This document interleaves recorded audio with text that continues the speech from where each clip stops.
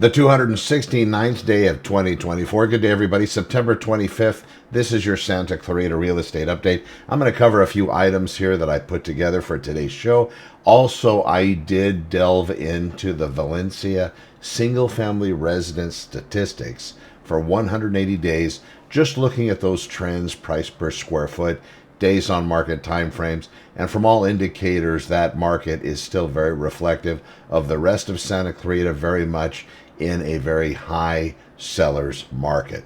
That's currently where we are. We're still just over 500 active listings for sale all across the Santa Clarita Valley. That doesn't just include single-family residences, but also condominiums and townhomes. But today, pulling down the data in the last 7 days here, and I posted everything up at my blog at santaclaritaopenhouses.com. Just go to the main homepage and you'll see this here, and then you click on my blog at the top, and then the article upper left is going to be the latest. I do these typically every single day, updating my clients on the market. So right now in Santa Clarita Valley, we currently have a total of 528 active residential listings. This is everything, folks. This is going to be single-family residences, condominiums, and townhomes.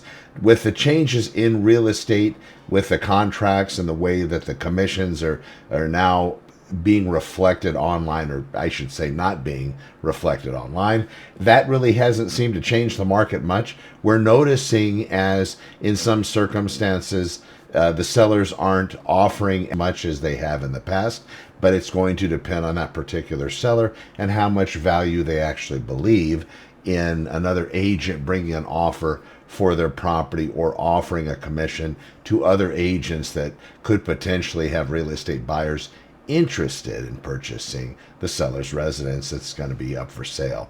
These are things that they look at now, and they're asking themselves the question, well, is a buyer's agent really necessary? For now, we still have a historical record that gives an indication in any kind of change in commission rate in the past sold properties.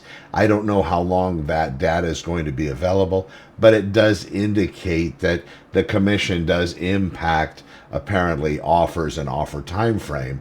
But in addition to that, the commission's pretty much been somewhat standard. Now, to have that not reflected on the online channel, that is something else, a variable that's really changing or starting to modify the market in a way. Some of the sellers are now saying, well, I'll pay you, we'll wait until they contact us, see what kind of offer they send, and then we'll talk about it after that point. It's just going to depend on how the agent is going to handle that particular scenario, and even more importantly, what the seller is wanting to do. What I find works the best is you give the seller the information, including whatever you can dig up as far as data goes, factually verified data. And you show that to the seller and you say, this is historically how it seems to have worked in your particular neighborhood. They can do their own research then and talk to the neighbors, but in essence, you'll have all that data that's able to be verified very easily. And then looking at that, then they can make their decision. It's going to end up working out great. I do know that the advent, the way artificial intelligence is moving, there's probably going to be less human, even less human than we see currently. I remember back in the beginning of the real estate market that when I got in at the late 90s, 1998, when I became licensed, at that time people were transitioning from going from presenting an offer in person to using a fax machine. And at the very beginning when I got in, the fax machine was relatively new technology. A few offices had them, but not everybody.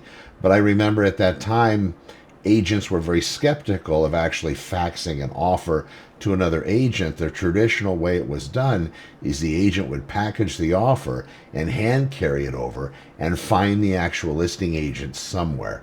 I remember meeting listing agents at restaurants and at different businesses, even their office, of course.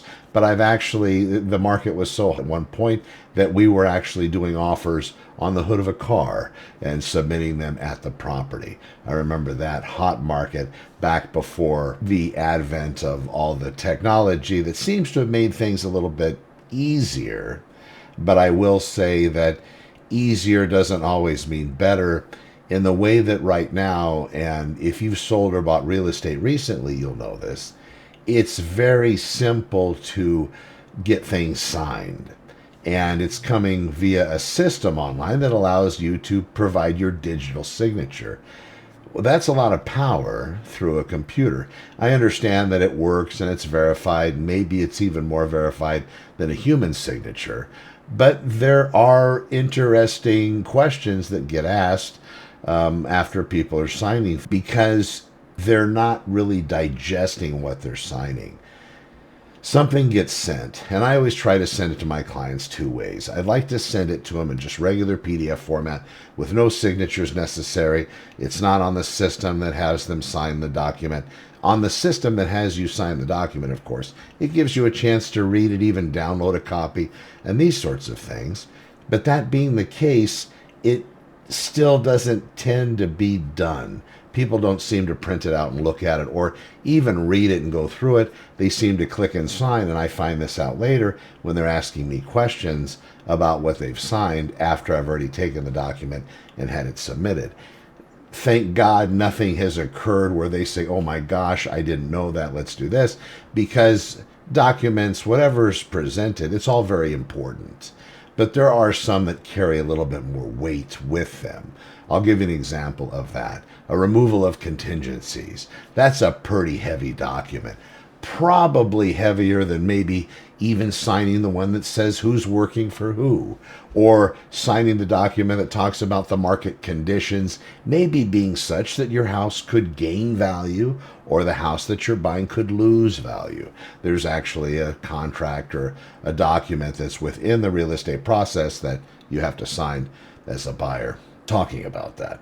But that aside, one of the things that we see is the way that the market continues to change, and it seems that people are continuing to have a very good grasp on it. Just make sure whatever you sign, whether it's online or offline, you understand it and you read it. But with technology, I think that we're going to have more of a separation between agents. I would hope that instead artificial intelligence would more bring everybody together. I can just envision a room on Zoom where the offer was presented like back in the day, in the mid to late 90s. It was everybody was together. We had the lender, we had the other agent, we had the buyer's representative, the buyer's agent, an escrow officer, and sometimes even a title officer if there was something that needed to be explained, or maybe there was some kind of a mark on title that needed to be figured out how we're going to handle it. It was very in real estate, it's very clean and disinfected, very hospital-esque, very neutral, very vanilla. And that's great, but I think there's a lot of clarity in actually having things maybe more of a personal way. Just like the three tenets we talk about. I know that Mo Gawat talks about this. I hate to say the name like that. It's the best I can do. But Mo is very intelligent when it comes to this, and there's three things. If you want to help yourself, look into artificial intelligence. See what's going to happen, because that's really the biggest step we've done as a world. You might not be directly involved, but we've just created something smarter than us, something that's capable of even becoming more smart.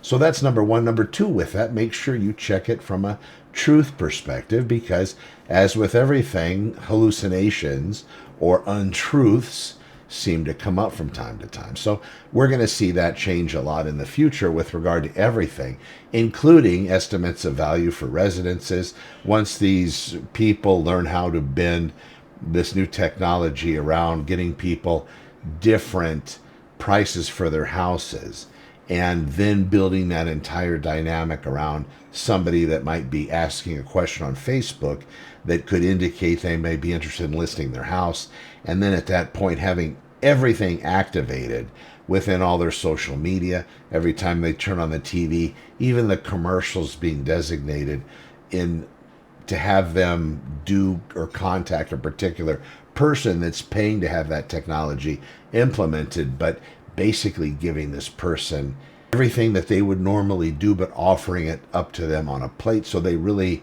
have a very easy decision to make. Make sure that you're not being tricked.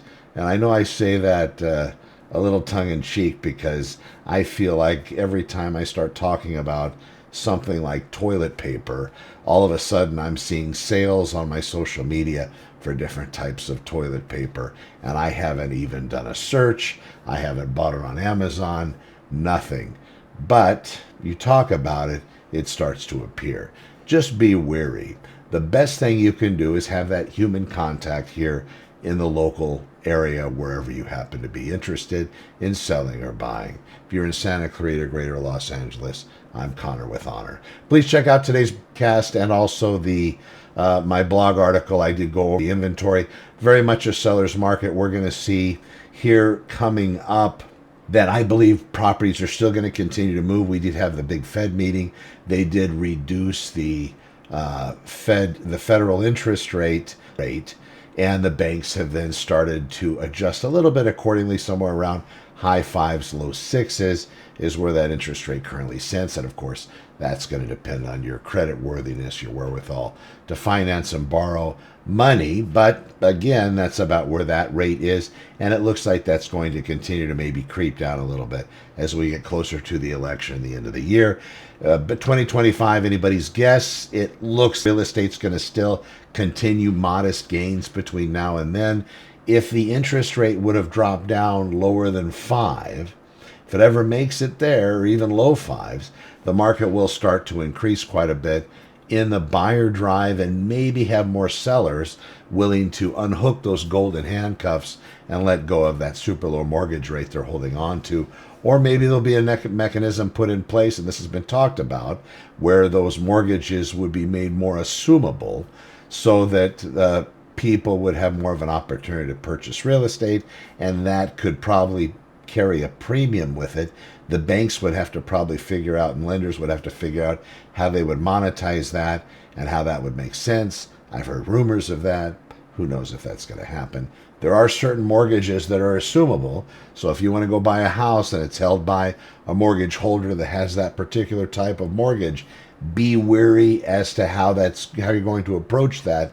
And I would hope you would have somebody on your side that has done that before, at least understands the process, because then you're really going to have to break it down and find out what this is going to cost you as a prospective home buyer able to assume that particular seller's mortgage. Now, if they have that low 2% rate, they've had that house for a while, so there's probably a pretty good chunk of equity there. That's going to have to be worked out. And how are you going to pay that? Do you get another loan? What's that interest rate look like? And then what's the difference? Because if the seller does owe less than the current market value, and you're also buying at a low interest rate, what is that rate going to cost you to buy it in at that point? And is that going to be a lender thing? They'll probably monetize that somewhat as well, I would guess. But then is the seller going to be able to say, hey, I got a 2-point rate here. You're buying my house. Maybe that'll cost you 20 more. I don't know how that would play out, but that could be something that people ask for. We'll see what happens, folks. I'm on it. Thank you so much for watching, and we will talk to you soon. I'm Connor with Honor. Over and out.